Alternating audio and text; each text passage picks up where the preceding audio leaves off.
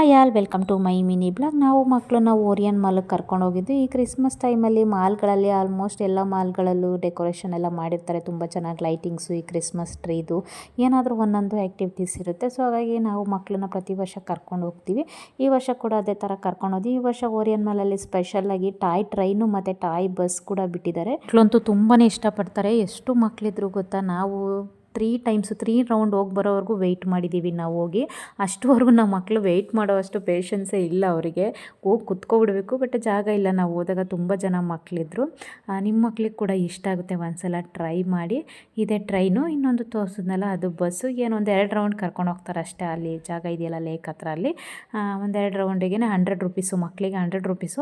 ದೊಡ್ಡವ್ರು ಕೂತ್ಕೊತೀವಿ ಅಂದರೆ 200 rupees. But ಮಕ್ಳಿಗೆ ಸಖತ್ ಇಷ್ಟ ಆಗುತ್ತೆ, ಸಖತ್ ಎಂಜಾಯ್ ಮಾಡ್ತಾರೆ. ಇಲ್ಲಿ ಲೇಕ್ ಇರೋದ್ರಿಂದ ತುಂಬಾ ಚಳಿ ಆಗ್ತಿತ್ತು, ಬಟ್ ಮಕ್ಕಳು ಎಂಜಾಯ್ ಮಾಡೋ ಮೂಡಲ್ಲಿದ್ದರು. ಅವರಿಗೆ ಚಳಿ ಏನು ಗೊತ್ತಾಗಲಿಲ್ಲ. Thank you.